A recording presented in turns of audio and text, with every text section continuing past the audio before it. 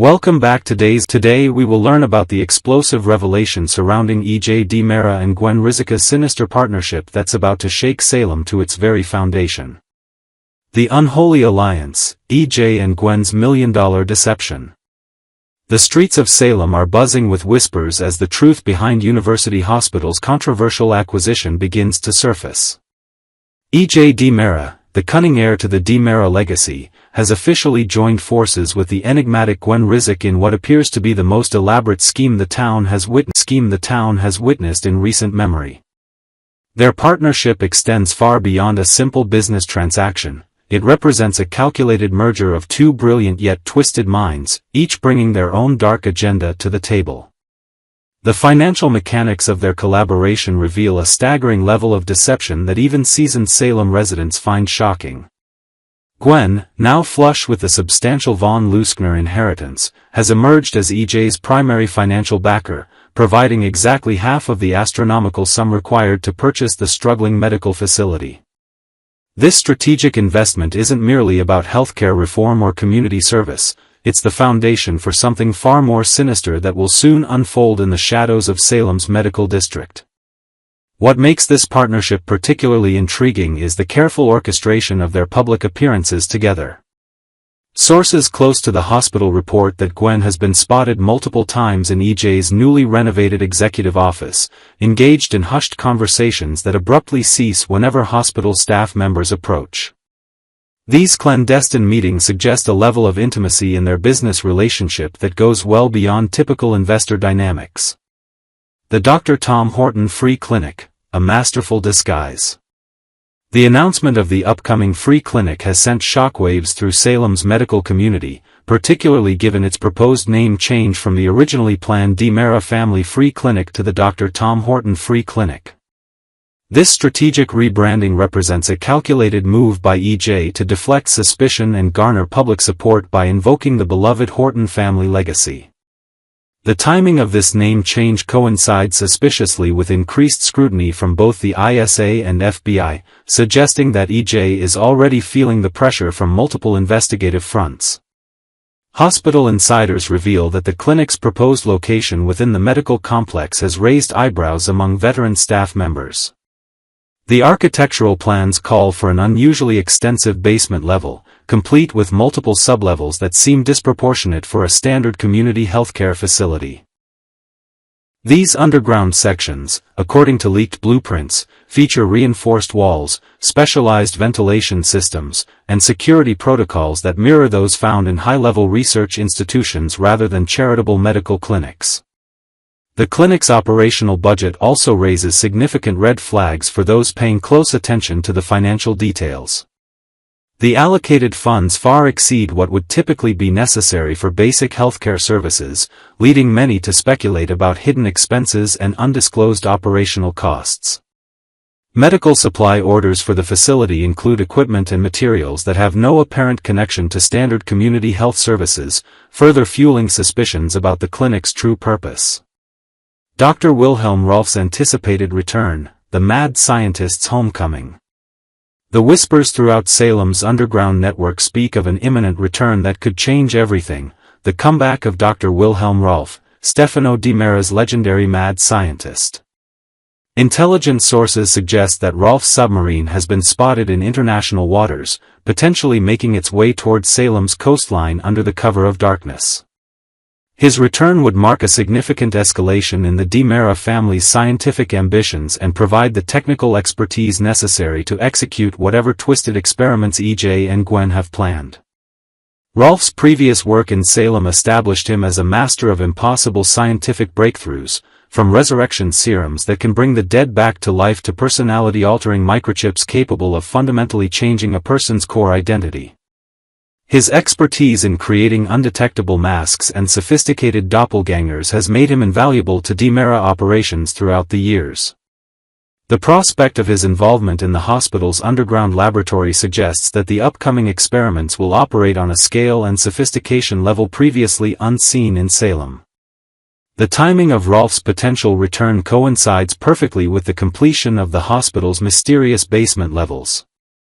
Sources within the construction industry report that specialized laboratory equipment has been delivered to the hospital site during overnight hours, with installations occurring in sections of the building that remain off-limits to regular hospital personnel. These deliveries include advanced scientific apparatus typically associated with genetic research, neurological experimentation, and pharmaceutical development, all hallmarks of Rolf's previous work. The ISA and FBI investigation. Cat Green's dangerous game. Cat Green's infiltration of EJ's inner circle represents one of the most daring undercover operations in recent ISA history. Her dual role as both a financial analyst for EJ and a covert agent for the ISA places her in an extraordinarily precarious position, requiring her to maintain perfect composure while gathering intelligence that could expose the entire conspiracy. The complexity of her mission is further complicated by her growing professional relationship with Gwen, who remains unaware of Kat's true identity and objectives. Ray Fernandez's involvement adds a crucial FBI dimension to the investigation, bringing federal resources and expertise to bear on what initially appeared to be a local Salem matter. His experience with previous DiMera schemes provides valuable context for understanding the potential scope and danger of EJ's current activities. The Joint ISA-FBI Task Force represents an unprecedented level of interagency cooperation, reflecting the serious national security implications that investigators believe may be at stake. The investigation has revealed troubling gaps in EJ's financial documentation that suggest sophisticated money laundering operations designed to obscure the true sources of funding for the hospital purchase. Bank records show a complex web of international transfers, offshore accounts, and shell corporations that make it nearly impossible to trace the actual origin of the funds.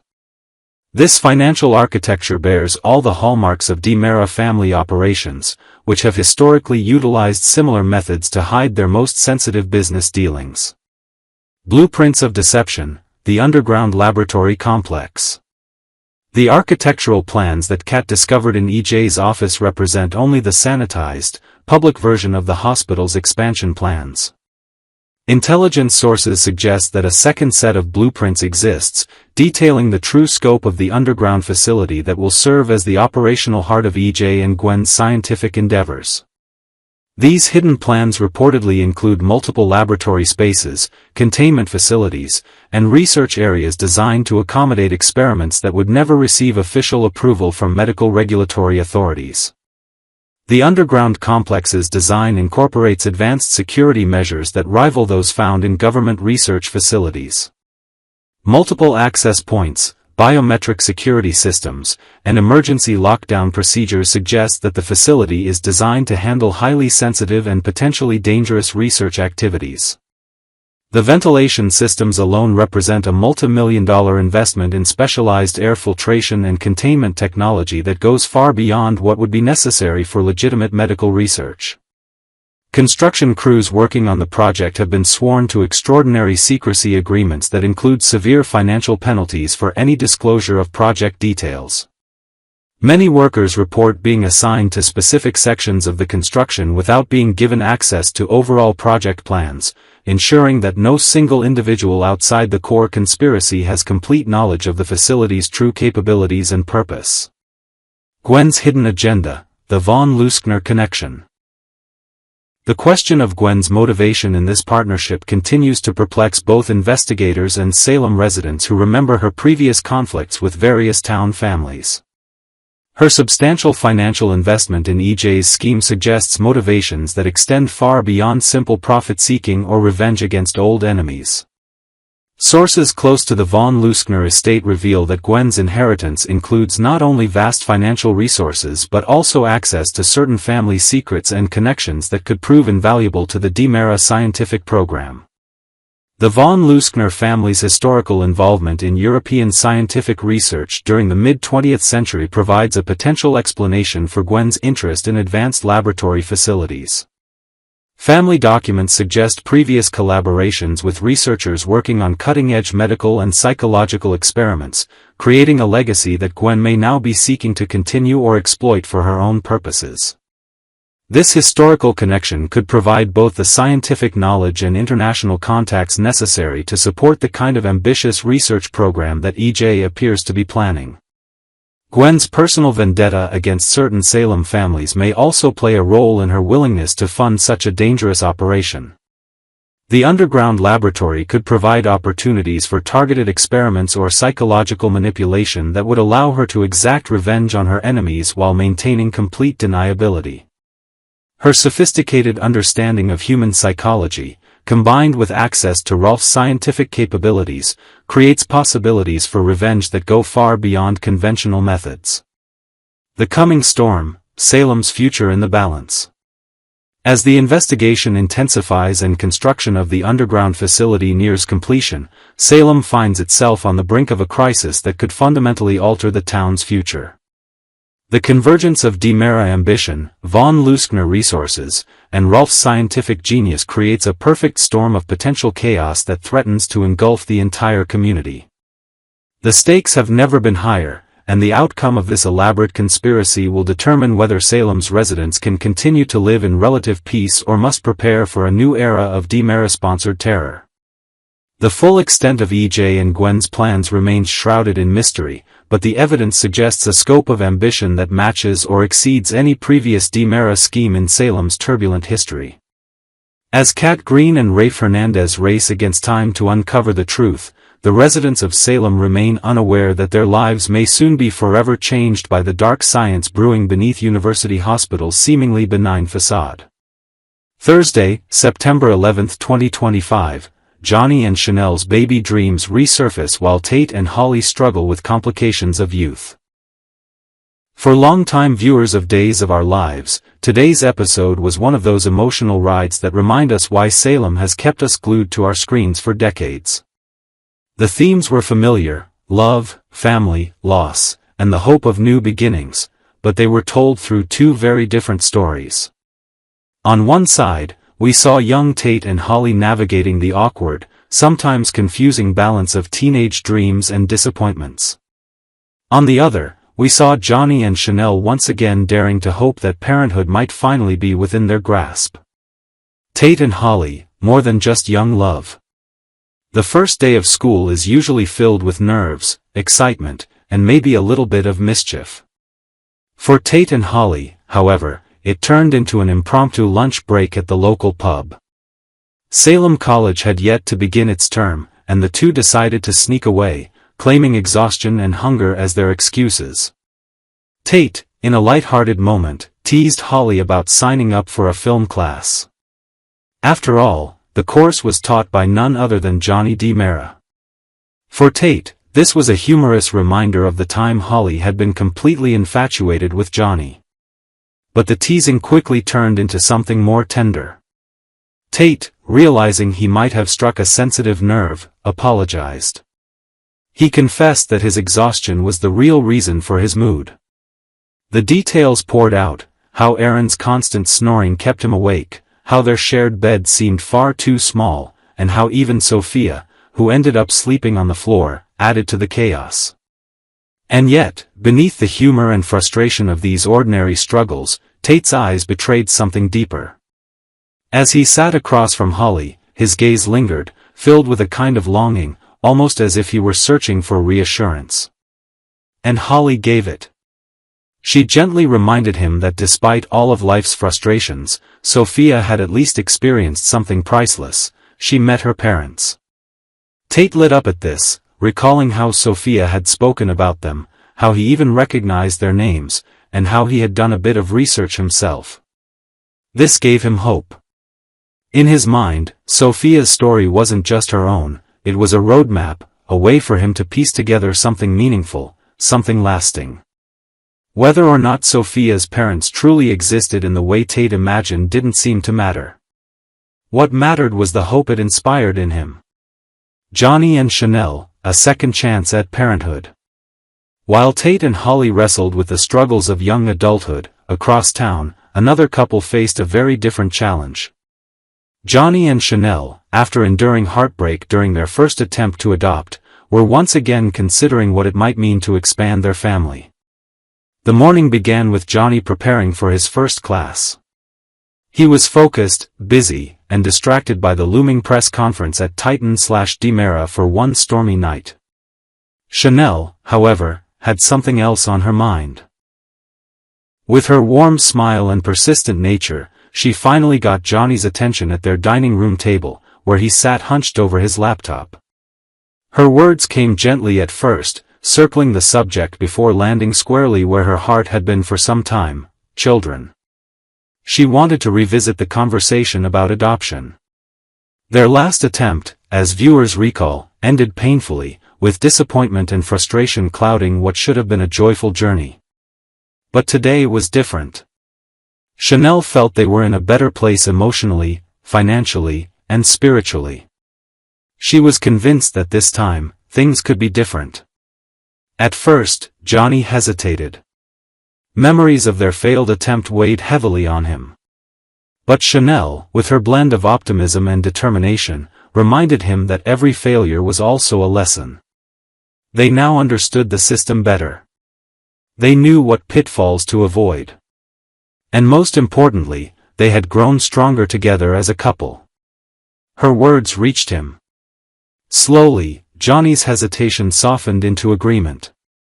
He admitted he was ready, not just in theory, but truly ready, to take the next step into fatherhood. A wave of relief and joy spread across Chanel's face. She suggested they start by considering the very baby they had once hoped to adopt, the infant abandoned at the fire station. The child who had once slipped from their grasp might now, just possibly, find a home with them after all. 2 stories, 1 theme. Today's episode drew a striking contrast between 2 couples at very different stages of life. Tate and Holly, still so young, wrestle with dreams that may be more fantasy than reality. Their struggles, tired nights, playful teasing, and the hopeful search for meaning, mirror the confusion of growing up. For Tate, Sophia's story is less about the facts and more about clinging to the hope that love and family are never truly out of reach. Johnny and Chanel, meanwhile, represent the more mature side of that journey. They've known heartbreak, but instead of turning bitter, they've chosen to hope again. Their willingness to reopen their hearts to the possibility of adoption speaks to resilience, faith, and the belief that family can be formed in many different ways. What comes next? For Tate and Holly, the questions linger.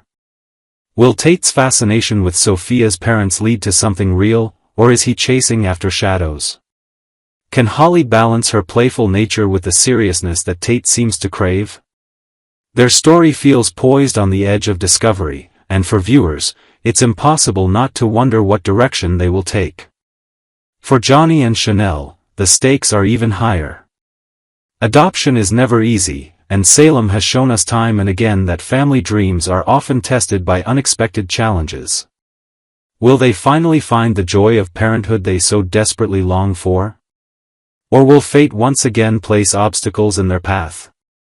In conclusion, the September 11, 2025 episode of Days of Our Lives reminded us that family is not a simple word. For Tate and Holly, it's a dream just beginning to take shape, sometimes clouded by youth and uncertainty. For Johnny and Chanel, it's a goal they've chased before, one that still burns brightly despite past failures. In Salem, love and family are never guaranteed, but they are always worth the fight.